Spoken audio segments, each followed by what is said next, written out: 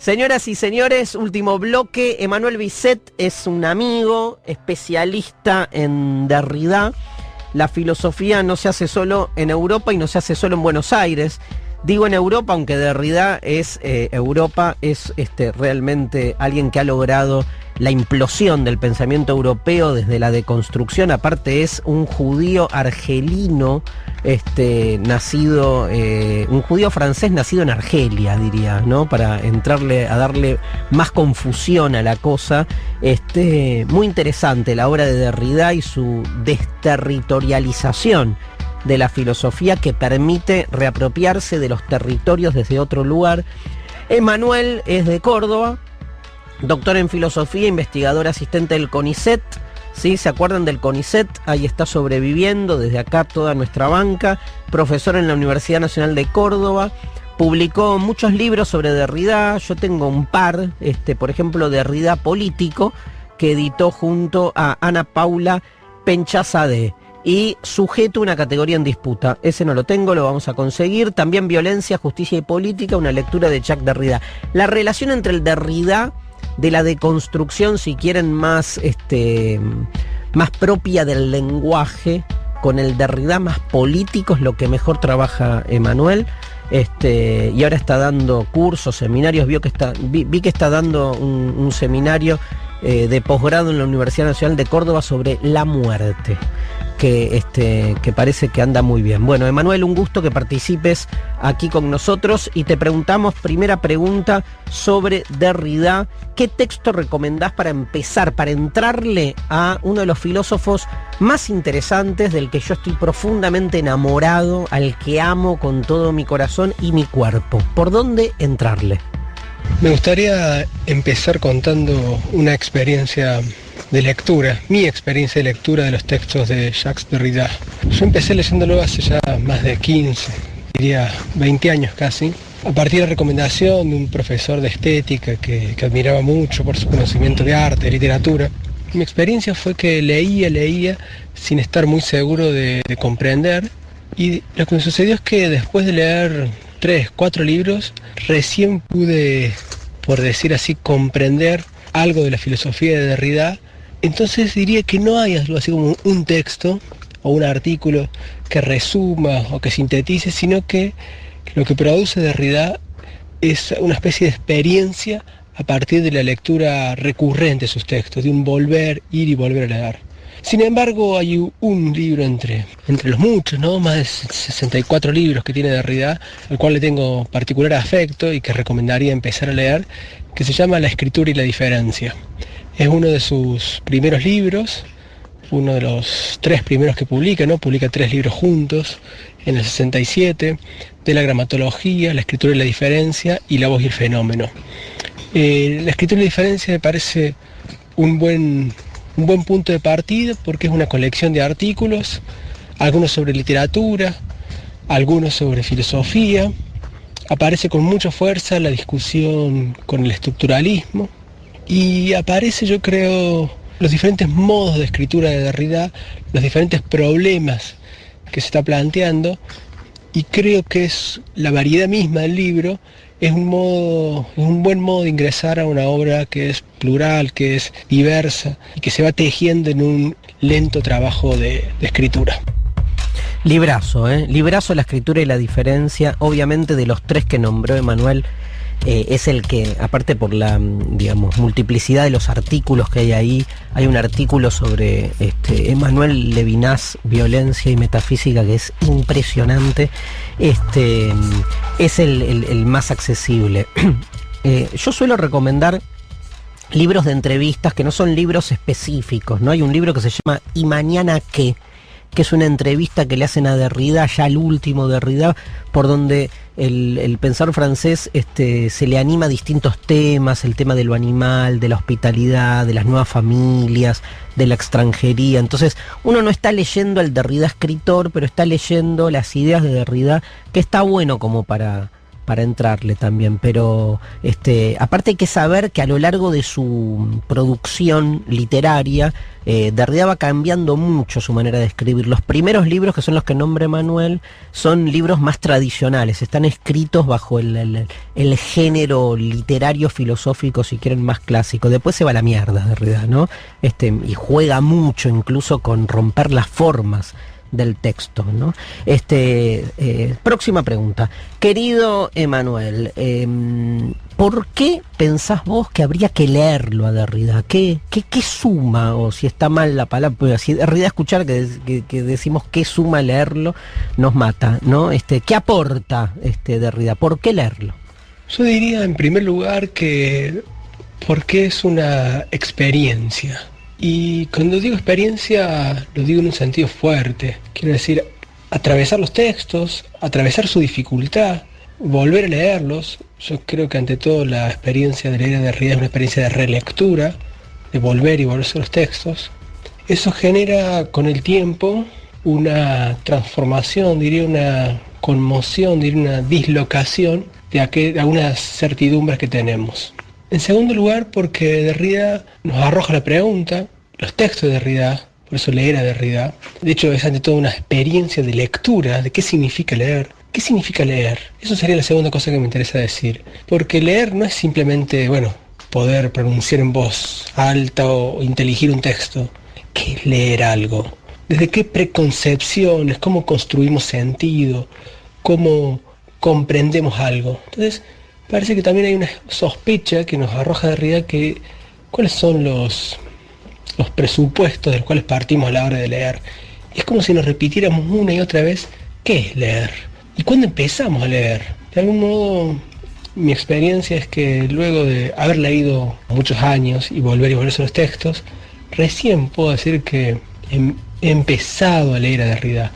Y en tercer lugar, porque la experiencia de esto llamado lectura, a partir de los textos, nos devuelve una pregunta. Yo creo que más que una certeza, más que un aprendizaje, más que un saber extenso sobre algo, yo diría que la deconstrucción lo que aparece en los textos de Derrida es una pregunta. Y esa pregunta surge en la vacilación de nuestra certeza, de nuestra certidumbre, de lo que es nuestro mundo, de lo que creemos fijo, estabilizado, de cómo nos pensamos a nosotros mismos, de cómo pensamos las relaciones con los otros y de cómo pensamos las relaciones con el mundo. Es una especie de vacilación de todo eso, esa es la deconstrucción, ¿no?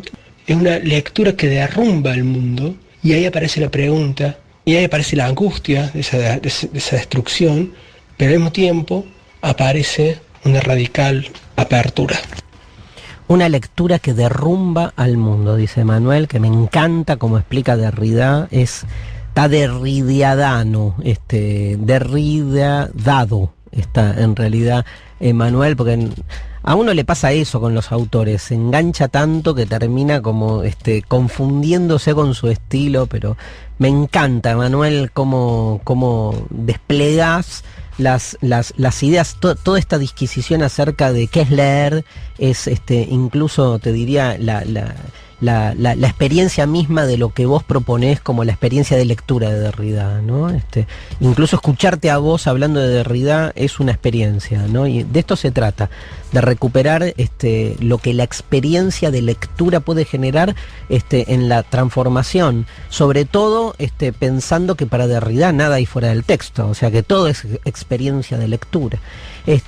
Nuestra última pregunta tiene que ver con la actualidad, o sea, cuál es la actualidad de Derrida, pero me dice Mariana que para poder contestar esta pregunta, Emanuel primero, como buen filósofo, tuvo que explicar qué es la actualidad para Derrida, y así, o sea, vamos hasta el ser y la nada, pero tuvimos que cortar. ¿Qué es la actualidad para Derrida, Emanuel? Ante todo quisiera comenzar señalando algo que el mismo Derrida dice. La filosofía tiene que responder a su tiempo presente, pensar su contemporaneidad, pero antes debemos preguntarnos qué es aquello que consideramos contemporáneo, qué consideramos que es actual, someter a discusión, porque una de las cosas que más problematizó Derrida es qué es algo presente. Cuando creemos que es algo evidente lo que es actual, es porque tenemos demasiada certeza sobre lo que es el mundo. El primer gesto sería socavar esa idea de actualidad. La actualidad siempre está atravesada por múltiples tiempos, siempre es un tiempo dislocado, que no coincide consigo mismo, por eso es posible su misma transformación. Entonces, ante todo, discutir qué significa algo presente o algo contemporáneo, porque de algún modo incluso es la pulsión del mundo, ¿no? Una especie de necesidad de actualidad, de una actualidad que desaparece de un día para el otro. Bueno, de eso no se trata del tiempo presente como un cruce de tiempos, de lo anacrónico que irrumpe en el presente, de lo presente de un texto que puede tener 1000 años, incluso de cómo rompe el presente aquello que todavía está por venir, un presente en cierto dislocado por aquellos que ya no están y por aquellos que todavía no están. Imagínense que con esta caracterización así de lo intempestivo de lo actual, ¿no? Muy nietzscheano también el planteo, lo que para Emmanuel seguramente significa, a partir de este planteo, digo, cuál es la actualidad de Derrida hoy. ¿Lo escuchamos? La actualidad de Derrida pasa por la redefinición, una herencia que todavía tenemos que pensar, de qué significa ejercer la crítica. De algún modo, la obra de Derrida es una redefinición de la crítica como deconstrucción. Y esto supone simplemente este punto de partida. Heredamos un lenguaje, heredamos una forma de comprender el mundo que atraviesa nuestra cotidianidad, pero también las más grandes teorías, estructurada a partir de dicotomías, de jerarquías que producen exclusiones. Todo el tiempo estamos pensando a partir de dicotomías que jerarquizan y subordinan, dicotomías que naturalizan. Una famosa frase de Derrida es: no existe la naturaleza, existen procesos de naturalización o de desnaturalización. No existe algo neutral, existen procesos de neutralización o de desneutralización. Pero frente a eso, Derrida dice, pero no podemos apelar a otro lenguaje. Nuestro mundo es el lenguaje del que disponemos es este mismo. Por lo cual, la tarea de la filosofía, la tarea del pensamiento, que es una práctica, es ver cómo dislocamos, cómo deconstruimos ese lenguaje heredado, construido a partir de jerarquías que excluyen, que subordinan, pero del cual no disponemos otro. Esto supone que no existe una filosofía política como una reflexión sobre un campo autónomo llamado política, sino que la filosofía como práctica es política, porque es la dislocación, el cuestionamiento, la ruptura de aquellos entramados que constituyen nuestras instituciones, nuestras prácticas cotidianas, nuestros modos de construir las relaciones con uno mismo, con los otros, con el mundo.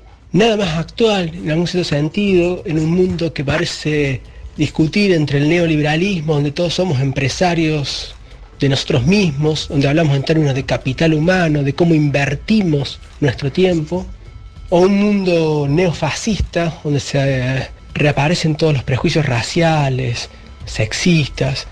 Parece que nada más actual que frente a eso, ejercer un trabajo lento, riguroso, de deconstrucción de nuestros prejuicios, de nuestros preconceptos, de nuestros modos naturalizados de ver el mundo, que siempre implican relaciones de exclusión y de subordinación. Un pensamiento del de Derrida que nos llama a esa ruptura con nuestra certeza, esa ruptura con lo naturalizado, en nombre de la apertura, de abrir hacia otra cosa.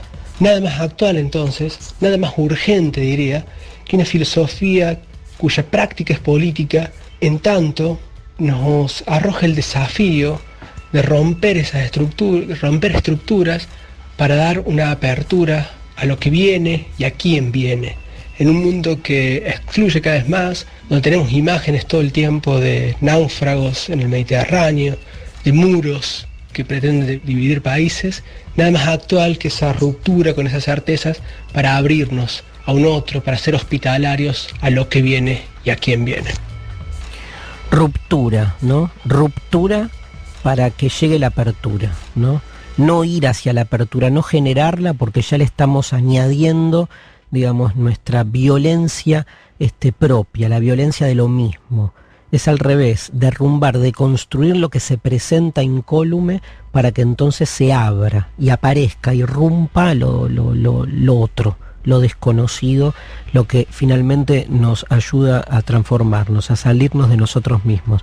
Un placer, Emmanuel. Acá somos nietzscheanos, derridianos, Foucaultianos, tenemos esa mezcla y un poco heideggerianos y un poco benjaminianos.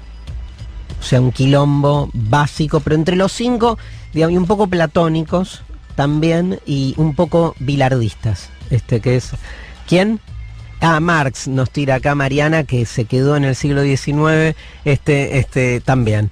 Pero un placer, Emanuel, escucharte, y bueno, me parece que anímense, lea Derrida. No pasa nada, se lee, no se entiende un carajo, se lee de nuevo, no se entiende un carajo, se deja el libro, una noche te despertás y decís, ah, era eso. De eso se trata, o sea, las lecturas que uno intenta ir hacia ellas para que dejen algo, no dejan una mierda, ¿no? O sea, ojalá la vida hubiese sido tan simple, pero no es simple, es al revés. No se construye, se deconstruye, ¿sí? Demasiado construido hay y demasiado construido para la mierda. Señoras y señores, esto es Demasiado Humano. Nos vemos el lunes que viene en la Futurock. Un gran abrazo, hasta siempre.